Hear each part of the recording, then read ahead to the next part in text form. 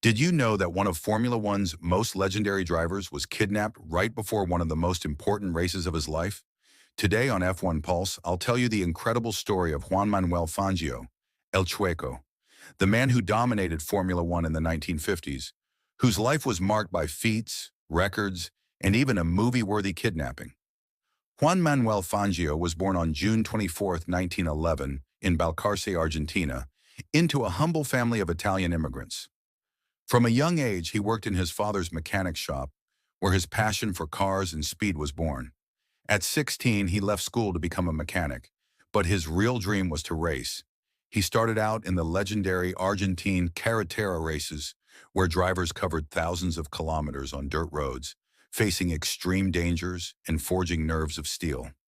In those competitions, Fangio not only learned how to drive, but how to survive. They were endurance tests where the driver had to be his own mechanic, strategist, and even navigator. His talent took him to Europe in 1949, thanks to support from the Argentine Automobile Club.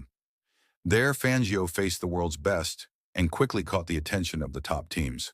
He raced for Alfa Romeo, Maserati, Mercedes-Benz, and Ferrari, iconic teams in Formula One. What's impressive is that, unlike most modern drivers, Fangio arrived in F1 at age 38, an age when many are already thinking about retirement. In 1950, he debuted in the newly created Formula One, and in 1951, he won his first world championship with Alfa Romeo. But that was just the beginning. Between 1954 and 1957, Fangio claimed 4 more world titles with 3 different teams, a record that still amazes. He won 24 of the 51 races he entered, achieving a win rate of 47%, the highest in F1 history for drivers with more than 10 races. He also secured 29 pole positions in 23 fastest laps and stood on the podium 35 times. That's 68% of his races.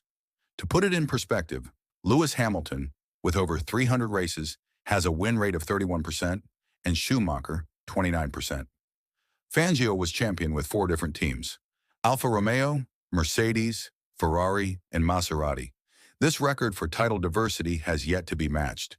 He was also the oldest champion in history, winning his last title at 46, a record not even Fernando Alonso at 42 has managed to beat so far. And not only that, Fangio stood on the podium in his final race at age 47. In an era when safety was minimal, cars were hard to handle, and any accident could be fatal, Fangio stood out not just for his speed, but for his intelligence and ability to take care of the car. There were no electronic aids, no fireproof suits, no modern helmets. The circuits were dangerous, and the races were true tests of survival.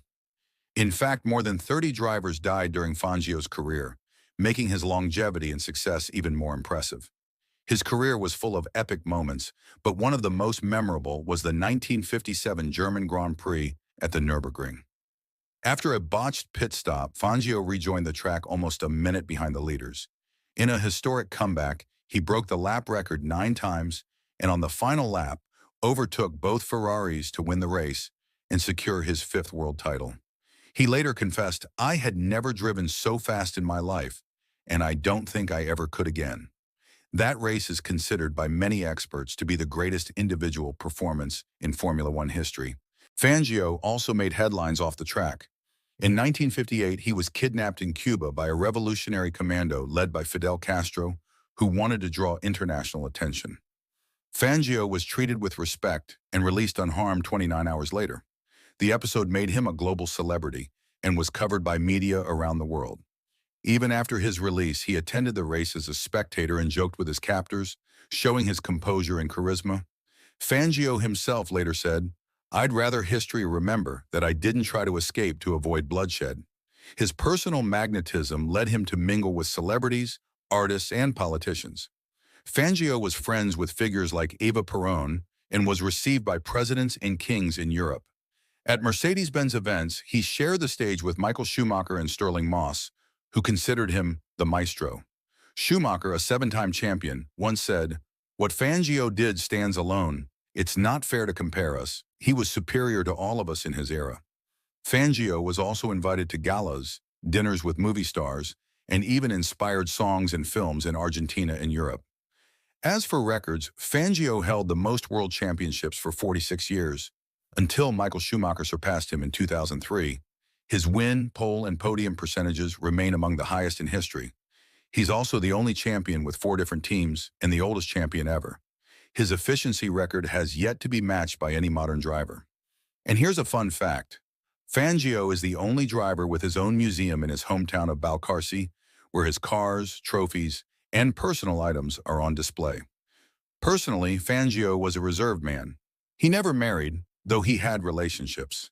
Andrea Berue was his great love and the mother of his only recognized son. Despite his fame, he led a simple life and never gave in to extravagance.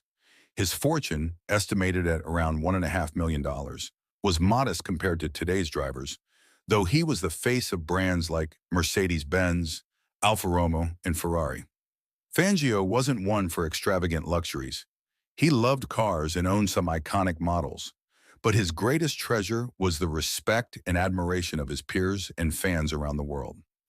Even after retiring, he remained an ambassador for Mercedes-Benz and a mentor to young drivers. Juan Manuel Fangio passed away in 1995, but his legacy lives on. He is considered by many to be the greatest driver of all time, a true gentleman of the track and an example of humility, perseverance, and passion. His name is synonymous with excellence, and his story is an inspiration for generations. If you enjoyed this story, don't forget to subscribe and hit the bell for more fascinating tales from the world of motorsport. Which other legend would you like to learn about? Let us know in the comments on F1 Pulse.